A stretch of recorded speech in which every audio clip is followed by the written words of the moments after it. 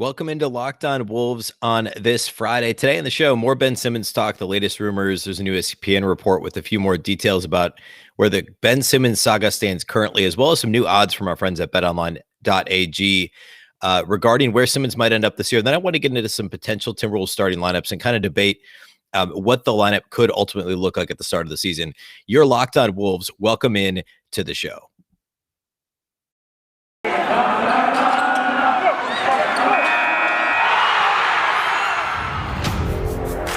You are Locked On Timberwolves, your daily Minnesota Timberwolves podcast.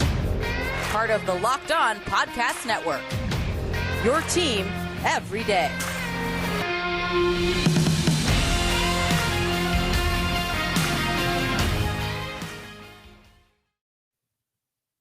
Hello and welcome into Locked On Wolves.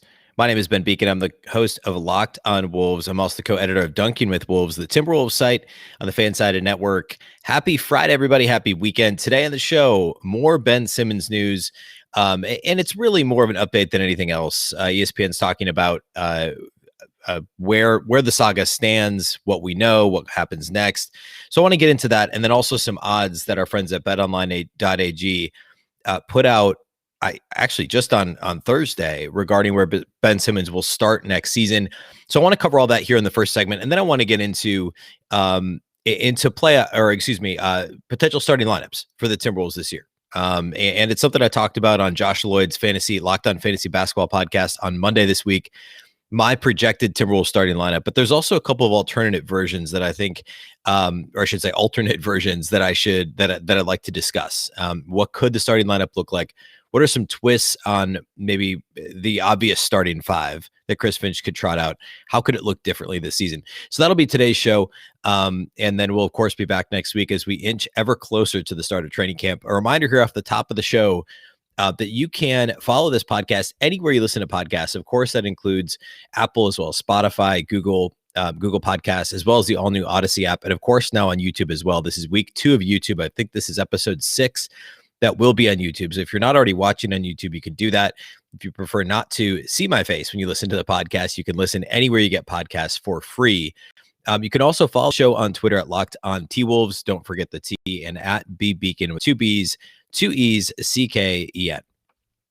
Okay, let's go ahead and get into the Simmons stuff. Oh, I should mention actually off the top.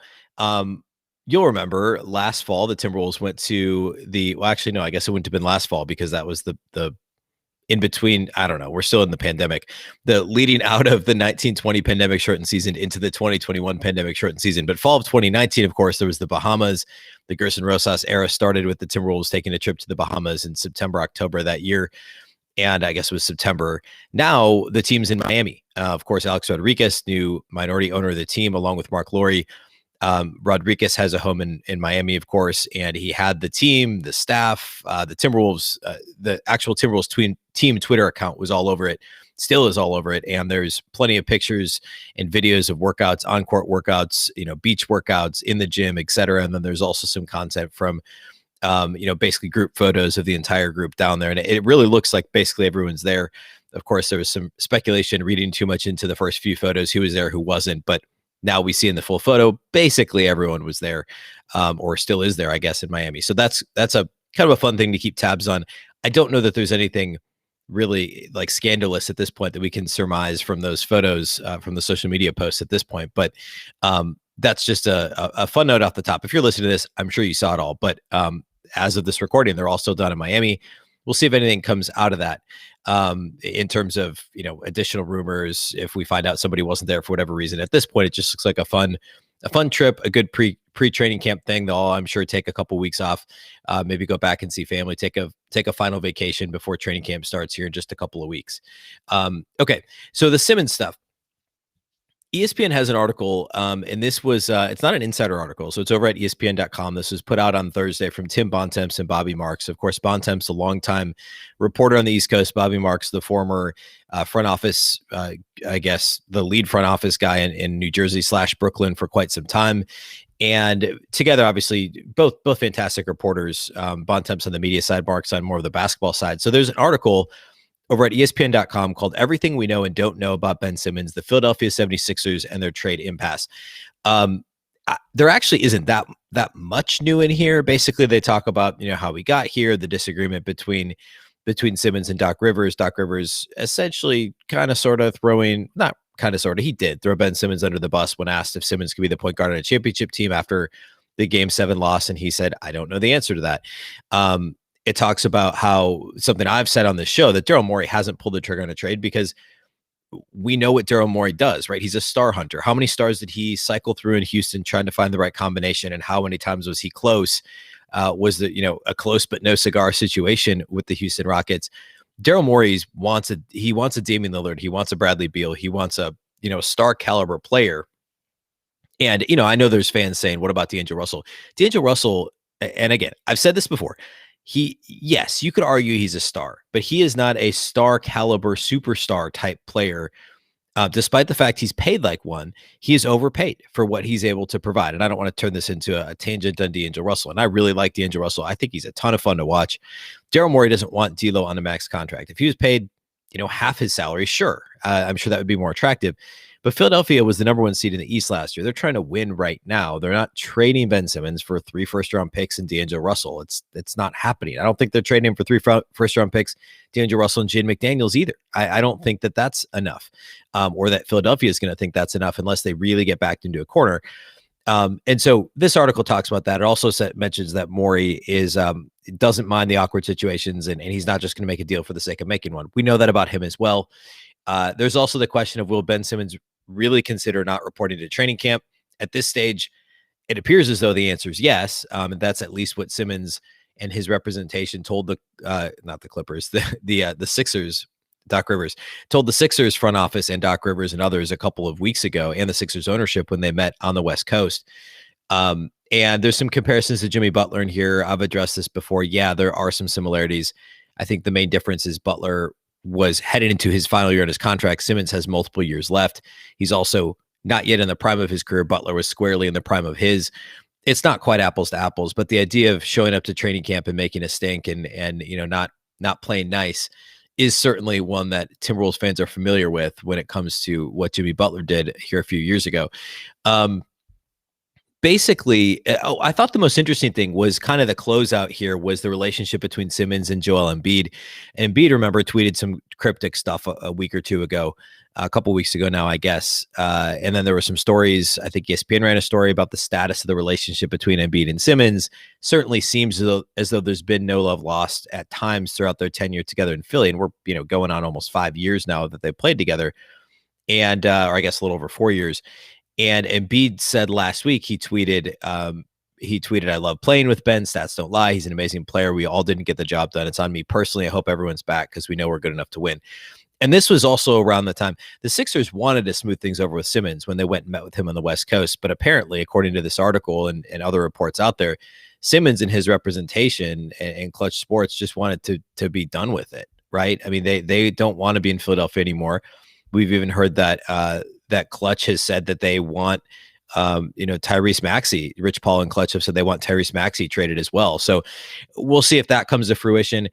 The bet here is still that it happens sometime during training camp, maybe the very start of the season, similar timing, if not a bit earlier than the Butler situation back in 2018 in Minnesota. But I'm still not confident the Timberwolves are where he ends up. I think that Morey's going to have a few more options as this thing continues. And it would be foolish to just kind of assume that the Timberwolves are going to be, I don't think anyone's assuming they're shoo-ins at this point, but I think it'd be foolish to kind of think that this is just a matter of time. Speaking of which, I want to get to the odds. So I'm going to hit that next before we get into some lineup conversation. The new odds from betonline.ag regarding where the next place that Ben Simmons will open the year playing is. Before we get to that, though, let's talk about our great friends at, believe it or not, betonline.ag. We'll get to their odds in a second, but let's talk about BetOnline first. We're back to that time of year. All eyes are now turning to football. Maybe Thursday night, you watch Cowboys Bucks. Fantastic game on Thursday night. Teams are back on the gridiron to start the football season. As always, BetOnline is your number one spot for all the pro and college football action this season. Get all the updated odds, props, and contests, including online's biggest $500,000 NFL mega contest and the world's $200,000 the world's largest $200,000 NFL Survivor contest, open now at BetOnline. You can head to the website or use your mobile device to sign up today to receive your 100% welcome bonus. BetOnline is the fastest and easiest way to bet on all your favorite sports, from football to basketball, boxing, right on down to your favorite Vegas casino games. Don't wait. Take advantage of all the great offers available for the 2021 season. BetOnline is your online sportsbook experts. Again, BetOnline, you can use the promo code LOCKEDON to get a 50% welcome bonus over at betonline.ag.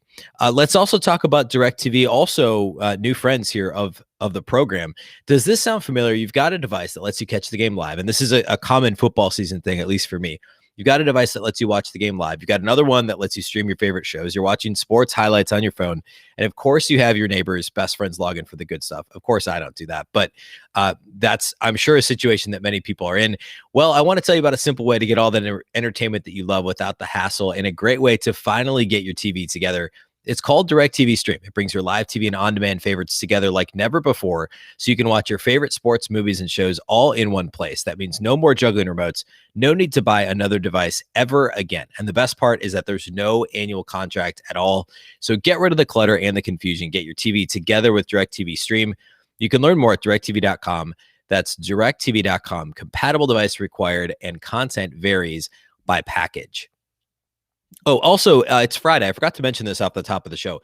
Friday is on Locked On NBA. You can listen, and Nick Angstead of Locked On Mavericks and Adam Morris of Locked On Nuggets power rank the week that was in the NBA. Make sure that you follow the Locked On NBA podcast today, wherever you get your podcasts. All right, let's talk about Ben Simmons odds. I mentioned these, I think last week at some point. There was another outlet that had them, but now our friends at betonline.ag have odds out for Ben Simmons' next team. The favorite, believe it or not, this is actually a little bit surprising. Some of the other odds we'd seen had Sacramento first, the Wolves second. I think Portland and Golden State were kind of neck and neck for third. These odds, according to betonline.ag, a little surprising to me. The Portland Trailblazers are the favored team to land Ben Simmons at 2-1 right now. The Timberwolves are 3-1, so the clear number 2 team. The Kings are at 5-1. The Warriors are all the way down to 7-1 odds to land Ben Simmons. I'll hit the rest of the list here quick. The Spurs are 8-1 for Ben Simmons' next team. The Raptors 10-1. Oklahoma City Thunder 12-1. Cleveland is 13-1. The Clippers 14-1. The Lakers, because of course, 22-1. The Shanghai Sharks in China 33-1 for to be Ben Simmons' next team. These odds again are a little surprising. Actually, I'm surprised the Wolves aren't number 1 on this list, because remember, there's no indication that Portland's actually going to trade Damian Lillard. We know that he was, not content at the start of the offseason. The coaching hire situation wasn't handled well from Dame's side or from the team's side. And the Chauncey Billups press conference was being introduced as the head coach was uncomfortable, I think is maybe the nicest way to say it. So it's gone down weird in Portland, but at this stage, Damian Lillard has said he's committed to the city. He wants to win a title in Portland. And, Wolves fans should understand that sentiment. Certainly, smaller market, a guy who spent his whole career there, a superstar, one of the league's best, probably 8 players, very similar to the Garnett stuff. Portland's had some more sustained playoff success than the Wolves did with Garnett, but Portland struggled to build around Dame the same way the Wolves struggled to build around Garnett. Of course, it should have been easier to build around KG, but that's for another day. So the Blazers at 2-1 surprises me a little. Now, of course, if Portland wakes up and says, let's trade Lillard and just, let's get ahead of this, or if there's some rumbling behind the scenes and they are willing to talk, Daryl Morey gets that done in a second. Right? He's on top of it. He's going to make this trade and land Damian Lillard to make this thing happen. I've said all along here on the show, if the Wolves could somehow get involved as a third team in this deal, and this is a lot to ask, certainly, I know there's an argument to be made that it could be way less complicated than this. I tend to think if the Wolves get Ben Simmons, it will be complicated. It could be a Dame to Philadelphia, Simmons to Minnesota, some combination of, not all of these things, but Russell Beasley picks Jaden McDaniels to Portland, maybe another piece back to Philly, something like that. And maybe the Wolves get like maybe they get another piece, a Thibault or somebody from Philly to Minnesota as part of the deal. Not sure what that could look like, but I would think it's a possibility, and that's why Portland is the favorite team right now to land him. The Wolves at 3-1 makes sense to me. The Kings at 5-1. This is partly because Simmons he's not on the record, but the report's been out there for a while that Simmons wants to be on the West Coast, ideally in California. So the Kings are on the list for that reason. They've also got Buddy Hield. They've got Tyrese Halliburton, who they say they're not trading. They've got Bagley as well, that could be traded. They claim they're not going to trade Bagley. They claim they're not going to trade Halliburton, De'Aaron Fox, right? So they said they're not going to trade Fox or Halliburton, but Bagley should still be available, as well as, of course, Buddy Hield, who I'm sure Philadelphia doesn't have a ton of interest in, given his contract. But the Kings at 5-1, I think it's unlikely that they figure that out because some of the Kings pieces aren't that attractive, and also I don't think they won't be that attractive to the Sixers. And if the Kings aren't going to trade Halliburton or De'Aaron Fox, like, Philadelphia is not going to waste their time, really. Golden State, of course, the conversation was that Morey had allegedly asked for. This came out the week of the draft, maybe even the day of the draft, several weeks ago now, but that they'd asked for James Wiseman, Andrew Wiggins, and a host of picks, like 4 picks and 3 pick swaps, something crazy. So that's why they're still on the list, and also California. I think once you get to the Spurs at 8-1 on, Toronto is a dark horse. There's somebody that was mentioned, I think it was Shams Charania at The Athletic, a week or so ago, said that Toronto and Minnesota were the 2 teams that are most persistent. I don't know what Toronto's going to give up. I think it has to be a multi-team deal there as well. So the odds aren't crazy. I get where I get why they are what they are. So, bet online odds as always are fantastic. So head on over there if you want to bet on Ben Simmons' next team, and if you want to get the Wolves at 3-1. I don't think that's an awful bet. But at this point, I mean, you could wake up tomorrow and anything could happen with this, and it really wouldn't be a shock, quite frankly. Okay, shifting gears. I want to talk about Timberwolves lineups. I want to spend the rest of the show talking about what the starting lineup could look like, what I think it will look like, and a couple of twists on that. So I was on Josh Lloyd's Locked On Fantasy show on Monday. We did a Timberwolves team preview. He basically just asked me my projected lineup, my projected bench, and then a few additional questions about the team. So if you haven't listened or watched that, his YouTube channel is awesome. Go subscribe wherever, again, free, wherever you listen. And then also on YouTube, Josh Lloyd does an awesome job with everything Locked On Fantasy. So the lineup I gave him, so I guess this part will be a little bit redundant if you did watch that. If not, either way, I'm going to hit a couple of alternatives here. The lineup I gave him was D'Angelo Russell, Malik Beasley in the backcourt, Anthony Edwards, Jaden McDaniels, and Karl Anthony Towns.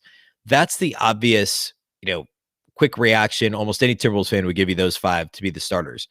The only real issue with that is that you have the Timberwolves' 5 best offensive players in that group, 4 best offensive players, and arguably their best 5 players, depending on your thoughts on Patrick Beverley and Josh Okogie. 5 best all-around players would all be in the starting lineup. Not usually how teams, and on the one hand, that makes sense. On the other hand, what does your bench unit look like? My counterpoint to that would be Anthony Edwards is going to play a ton of minutes this year, and I bet he's going to see a lot of minutes with a lot of bench guys. And you could say the same thing, well, I guess really about any of the stars on the team, but I think Edwards is the one who's going to lead the team in minutes, and he'll be initiating with the second unit quite a bit. What I said to Josh the other day was D'Lo, Edwards, and Towns are all shoe-ins to be starters. We know that they're gonna be starters on opening night. Beasley and McDaniels are the 2 that we're not sure about. I tend to think it's more likely that Beasley's a starter than McDaniels. If I had to pick one who's not in the lineup, it would be McDaniels. Josh felt differently. My argument for why I think Beasley's in the lineup is more a function of what the Wolves could do at the 4, right? I mean, they could do any number of things. Jaden McDaniels could start at the 4. Taurean Prince could start at the 4. Jared Vanderbilt, who's still a restricted free agent, could be signed and then start at the 4. The Timberwolves could, they're not going to start Naz Reid at the 4, but theoretically that's a possibility. There's a number of different things that could happen there. And Josh's point was Beasley is such a good scorer, and you've already got D'Angelo Russell, Anthony Edwards, and Karl Anthony Towns in the starting lineup. Why do you need another high usage guy who's a 18 to 20 point per game scorer in the starting lineup when you don't have much firepower or shooting for that matter coming off your bench, or at least guys that are going to go and get a bucket? Put Beasley on the bench, make him your 6th man, your super sub type guy, and he can play in closing lineups if you need him to. And we'll talk more about that here in a minute. But I just don't think that's likely. And part of the reason that I gave Josh is that the way that Beasley gets his points is he's a high usage player and that he'll get his shots up, but he's not a ball control guy, right? He's not initiating offense very often. He can operate in the pick and roll, But one of his shortcomings is he doesn't operate that well offensively off the bounce. He's a decent passer. He's a terror in transition, but that's how he scores, right? It's transition and it's catch and shoot, occasionally as a cutter. That's how he gets his buckets. He's not D'Angelo Russell. He's not operating the pick and roll every time down the court. He's not Anthony Edwards. He's not playing in isolation very often. And he's not really Anthony Edwards in any other way. And he's not Karl Anthony Towns, who the offense will flow through, whether that's in the low post, the high post, on the perimeter, whatever. Beasley's getting his buckets in transition and in catch and shoot situations, and he's phenomenal at it. He's going to shoot 8, 9, who knows, 10 plus threes per game, whatever it's going to be, and get out in transition and get a couple easy buckets and not a couple dunks and layups, get fouled, make his free throws. That's how Beasley's going to score 17 or 18 points a game this year. And I think with everybody healthy, it's probably more 17 points than it is, the 20 he scored over his first 50 plus games in Minnesota over the past 2 seasons.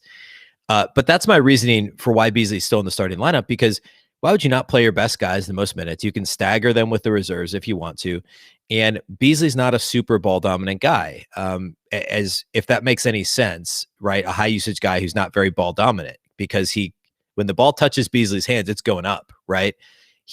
But he's not controlling of the ball within the offense. And it's very easy for him to get hot, whether that's through transition or catch and shoot situations in the half court offense. I think it makes a ton of sense to leave him in the starting lineup.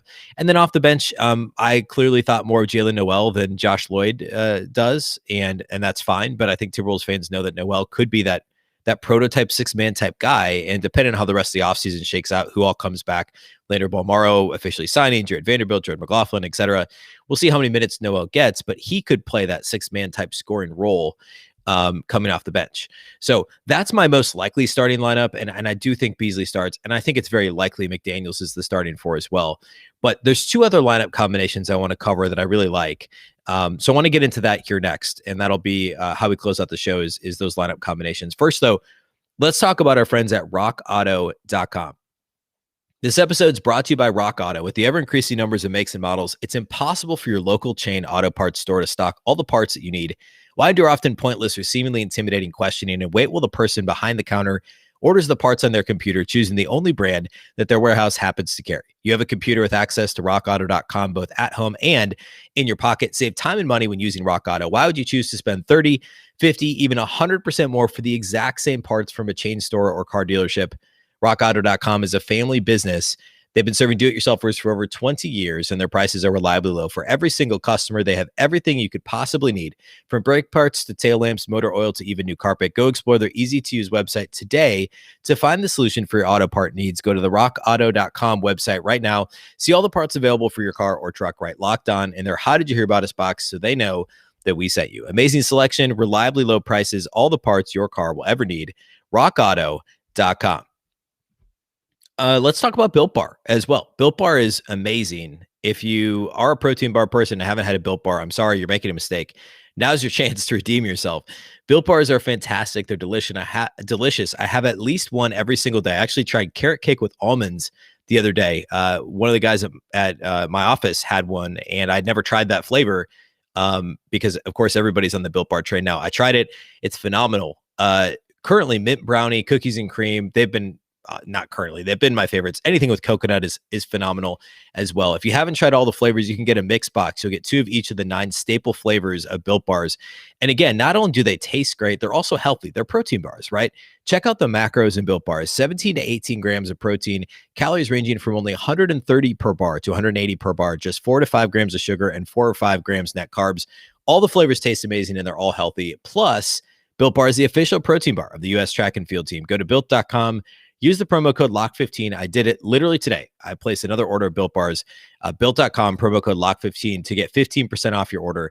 Again, Built.com, LOCKed15 will get you 15% off your next order. All right, let's finish talking lineups. I have 2 twists on the first lineup that I posed. The first twist, so I guess the second lineup I want to look at, is a version of the lineup without Malik Beasley, which again, I think is unlikely, but theoretically possible. If the Wolves look at this and say, so I didn't say this last segment, the drawback to that 5, right? The Russell, Beasley, Edwards, McDaniels, Towns lineup, beyond the fact that your 4 best scorers and probably your 5 best players are all in the starting lineup, is that there's only one guy who's not a negative defender, right? Russell, Edwards, Towns, Beasley are all minus defenders. You could argue Towns is more average than he is minus, but there's no argument with Russell, Beasley, Edwards. They're all bad defenders. And Edwards could become a good defender. Russell could be okay if he tried a little bit harder defensively because he's big and he understands spacing angles. He's got good hands, etc. But Russell, Beasley, Edwards are all bad defenders. Towns is at best going to be an average-ish defender, right? So the argument, and McDaniels would be your only plus defender. He's switchable. He can guard 3s and 4s. He can switch on to some 5s and 2s in a pinch, can do, hold his own against some 1s on a switch. But do you need another plus defender in the starting lineup? If you feel like you do and you want some more bench firepower, it's easy. You put Josh Okogie in the starting lineup in place of Malik Beasley. Beasley comes off the bench. He's your super sub. He can score 18 a game from there. Okogie, McDaniels become your defenders in the starting lineup. Okogie will be your primary point of attack defender for the opposing team's best lead guard for whoever it is on the perimeter that's going to get the ball most often. And then McDaniels is your other kind of ace defender, right? He's guarding the bigs on switches. He's getting chased on blocks. He's helping on the weak side. Towns becomes kind of a free safety of sorts down low, guards the opposing 5. And that's a pretty good defensive lineup. Beasley off the bench, I think, makes some sense. You could alternate him and Patrick Beverley initiating offense because remember, Beverley's probably better as a catch and shoot guy than he is as somebody running pick and roll every time on the floor, right? I think that's how he's most effectively used, which is why I think he's a better fit than Ricky Rubio for this team. So that would be an argument for this sort of an arrangement. I looked up these numbers. I wrote a piece at dunkeywithwolves.com. The 3-man combination of Russell, Beasley, and Edwards from the first lineup last year, they only played 178 minutes together, of course, due to Russell's injury, Beasley's suspension and injury, and Edwards wasn't a starter at the beginning of the year. But Russell, Beasley, and Edwards together had a 3-man lineup combination defensive rating of 114.4. Their net rating was a minus 5.8. And again, just 178 minutes. A slightly larger sample, Russell, Okogie, and Edwards, which is the proposed second lineup here, those 3 together played 229 minutes. So that's what, 51 more minutes, if I did that quick math correctly. They had an even net rating of 0.0 in 229 minutes, which is, I don't know, it's good, right? It's certainly better than minus 5.8. It's not good, but it's very zero, right? And if that makes any sense at all.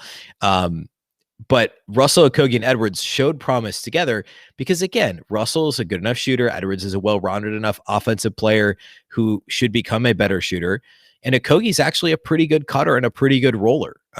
We saw this at the end of last season. Chris Finch used Josh Okogie like a power forward offensively at the elbow and horn sets in the dunker spot and other situations because Okogie could set a screen at the elbow and dive to the basket and be fairly effective.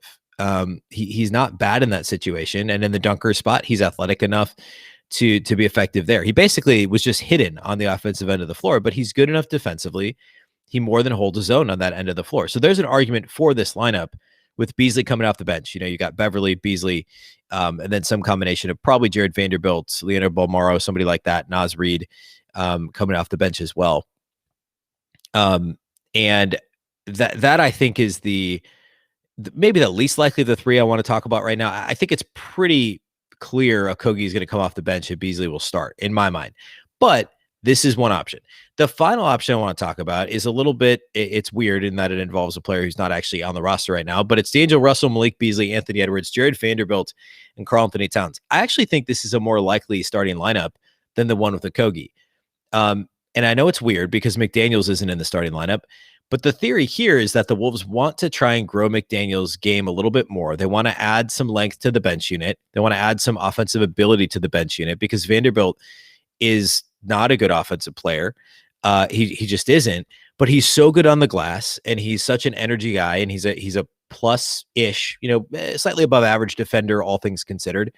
So you keep that defensive edge in the starting lineup, but McDaniels with the second unit could actually run things, right? He could do more of what the Wolves asked him to do in Las Vegas Summer League, which is get the ball in his hands, initiate pick and roll, score in isolation, instead of just kind of standing in the corner and being the 5th option. Because in lineup number 1, Russell, Beasley, Edwards, McDaniels, Towns, McDaniels is the 5th option. 5 out of 5 every single time, right? He's spot up shooter guy like he was all last year. Maybe once a game, he'll pump fake and drive into a tough mid-range shot or get all the way to the rim, hopefully. The Wolves want him to be more aggressive. And a way to do that is to put him with the bench unit and tell him to go be creative, be aggressive, initiate offense, find your own shot, etc.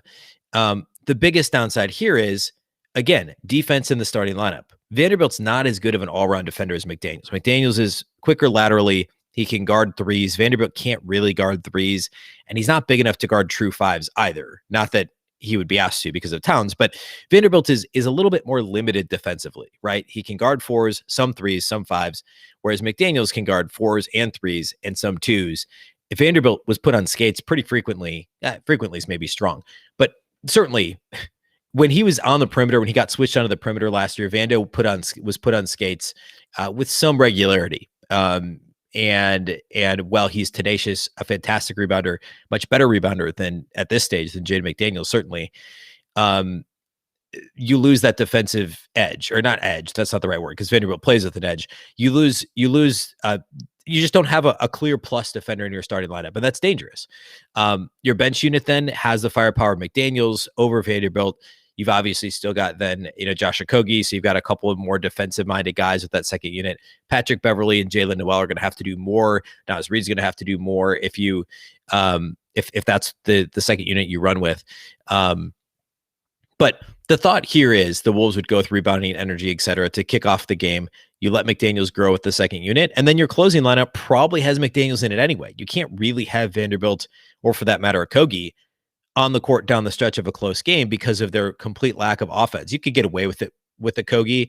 And I think the Wolves, of course, as all teams do, will do some offense, defense subs down the stretch. But your core crunch time lineup is going to include McDaniels anyway, not Jared Vanderbilt. Or you're going to play small and you're going to have Russell, Beasley, Edwards. Maybe you slide Edwards to the 4 and you get somebody else on the court to play small in that situation.